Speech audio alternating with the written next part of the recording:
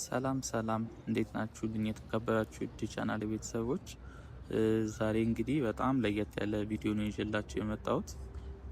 እንግዲህ አዲስ አበባ ውስጥ የባስ ራፒድ ትራንዚት ወይም ፈጣን የአውቶቡስ መስመር እየተገነባ ነው የሚገኘው እና ይሄን ለእናንተ ለማስጎብኘት ዛሬ ወደ ሜክሲኮ አካባቢ ተገኝቻለሁ።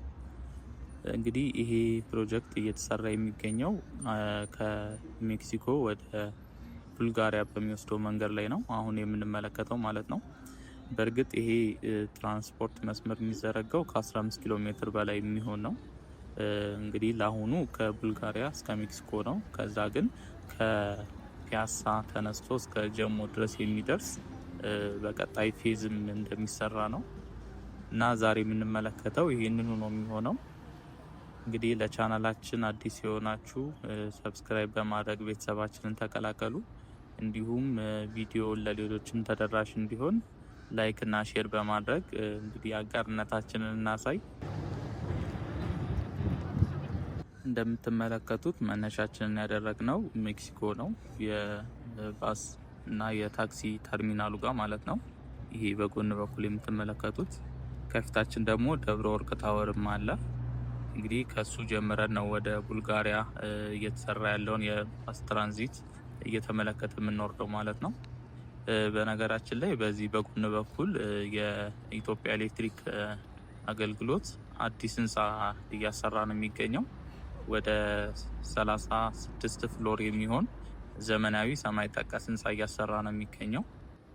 ከቅርብ ጊዜ ወዲህ ከተማችን ውስጥ በጣም አዳዲስ ነገሮች እየተመለከትን ነው የምንገኘው። አዋሽ ባንክም እንዲሁ ወደ 55 ወለል የሚደርስ አዲስ ህንፃ ለማሰራት እንግዲህ ዝግጅቱን ጨርሷል። ይሄም ማለት ከንግድ ባንክም የሚበልጥ ነው። የንግድ ባንክ ወደ 46 ፍሎር ነው። እንግዲህ ኢትዮጵያ ውስጥ የመጀመሪያው ረጅሙ እንደሚሆን ነው እየተነገረ የሚገኘው። ይሄ የምትመለከቱት እንግዲህ አስፋልቱን ለሁለት ከፍለውት ነው። በዚህኛው ሳይድ ነው የባስ ራፒድ ትራንስፖርቱ እየተሰራ የሚገኘው በዚህ መስመር። በዛኛው በኩል ደግሞ ያው ለኖርማል መኪኖች አገልግሎት የሚውል ቦታ ነው ያኛው። ወደዚህ አካባቢ ገና መታጠር ነው እንጂ ብዙም ስራ አልተጀመረም። እንግዲህ ከቡልጋሪያ ጀምረው ነው እየሰሩ ወደዚህ ወደ ሜክሲኮ እየመጡ የሚገኙት ማለት ነው። ለዛ ነው እዚህ አካባቢ ላይ ብዙም የኮንስትራክሽን የሚመስል ነገር የሌለው። አሁን ወረድ ስንል ወደ ታች በደንብ ቦታው ተቆፍሮ ቱቦ እየተቀበረና በደንብ የሆነ የኮንስትራክሽን የሚመስል አይነት ነገር እናያለን ወደ ታች።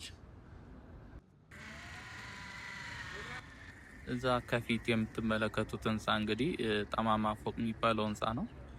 እንግዲህ አዲስ አበባ ውስጥ በጣም የሚታወቅ እና ለየት ያለ ስም ያለው ህንፃ ነው። እንግዲህ ጠማማ ፎቅ የተባለው እንደምታዩት ከርቭ ነገር አለው። የቆየ ህንፃ እንደመሆኑም እንግዲህ በጊዜው ብዙ ህንፃ ስላልነበረ ያው ጠማማ ፎቅ ተብሎ ሊወጣለት ችሏል ማለት ነው።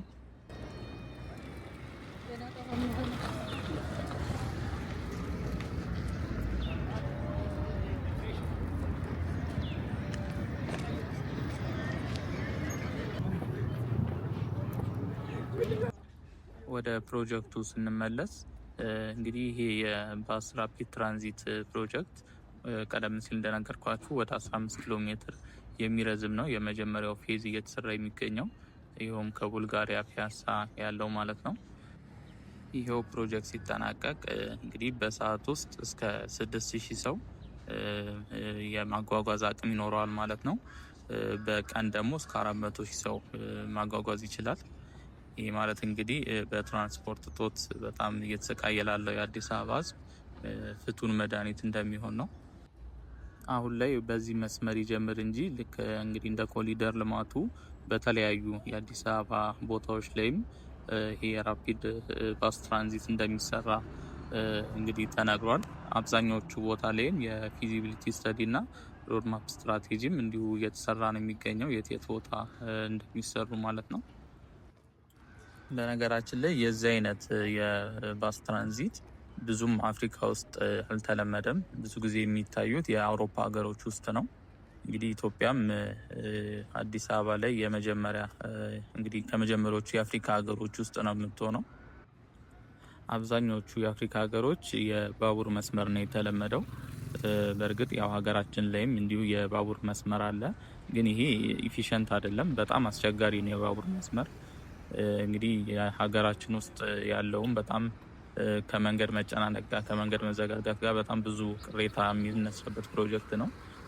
እንዲሁም ይፈርሳልም የሚባል ነገር ነበረ። እንግዲህ አሁን ምን ላይ እንደደረሰ ባላቅም ይሄ የራፒድ ባስ ትራንዚት ግን እዛ ላይ ያሉት ችግሮች እንዳለ እዚህ ላይ ተቀርፈዋል። ምንም ራሱን የቻለ መስመር ቢኖረውም ግን መንገድ አይዘጋም። በጣም ፈጣን ነው። ኢኮ ፍሬንድሊም ነው ማለት ሙሉ ለሙሉ በኤሌክትሪክ ስለሚሰራ ምንም የአየር ብክለት አያስከትልም። ይሄ የምትመለከቱት አሁን እየተሰራበት ያለው ነው። እዚህ ደርሰዋል፣ ከቡልጋሪያ ድረስ ጀምረው ማለት ነው። በውስጥ በኩል እንግዲህ ከበድ ያለ የኮንስትራክሽን ስራ እየተሰራ ነው የሚገኘው ከዚህ ከመስመሩ ጋር ተያይዞ ማለት ነው። ለቻናላችን አዲስ የሆናችሁ እንግዲህ ሰብስክራይብ በማድረግ ቤተሰባችንን ተቀላቀሉ። በየቀኑ በምንሰራቸው የኮንቱር ቪዲዮዎች አዲስ አበባን የምናስቃኛችሁ ነው የሚሆነው። አዲስ የሚሰሩ ፕሮጀክቶችን፣ አዳዲስ ገጽታዎችን እናሳያቸዋለን። እንዲሁም ቪዲዮ ላይክ እና ሼር በማድረግም ለሌሎች ተደራሽ እንዲሆን እናርግ።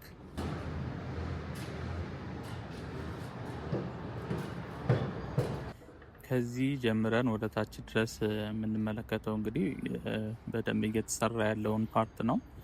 ቀደም ብዬ እንደነገርኳችሁ ከቡልጋሪያ ነው የጀመሩት ስራውን። ከቡልጋሪያ ጀምረው እንግዲህ አሁን ላይ እዚህ አሁን ያለንበት ቦታ ድረስ ደርሰዋል። እንደምታያቸው ብዙ ማሽነሪዎች ምናምን አሉ።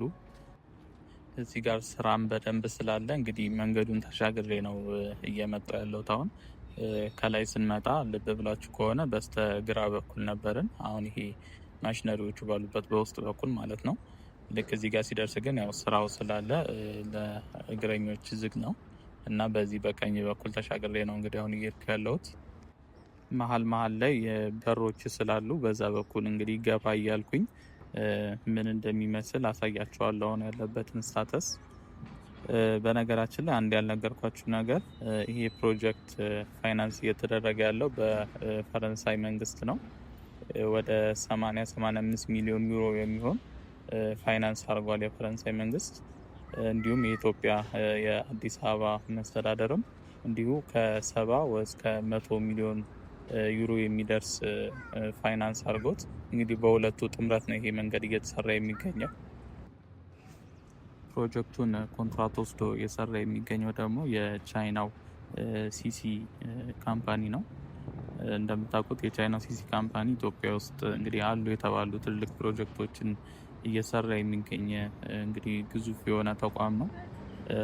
ቀደም ሲል አሳይቻቸው የነበረው የአዲስ አበባ ስቴዲየምን በቻይናው ሲሲ ነው እየተገነባ የሚገኘው። እንግዲህ ብዙ የሚባሉ ፕሮጀክቶችን በቻይና ነው እንግዲህ ኢትዮጵያ በፕሮጀክት ኮንትራክተር ደረጃ የምታሰራው።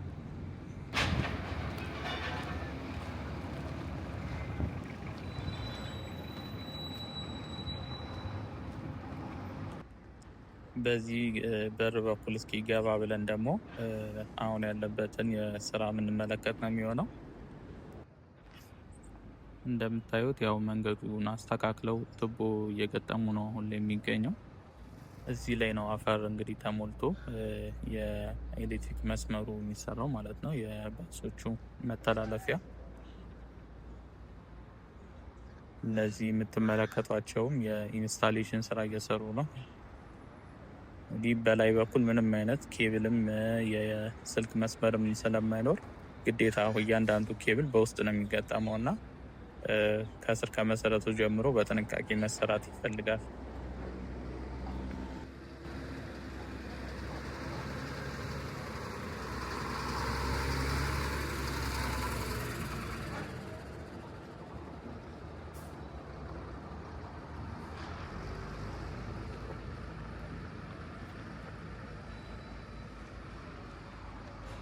እነዚህን እንግዲህ እያንዳንዱን እየተመለከትን ታች እስከ ቡልጋሪያ ድረስ ብዙ በሮች አሉ እንደዚህ እንደሆኑ አይነት።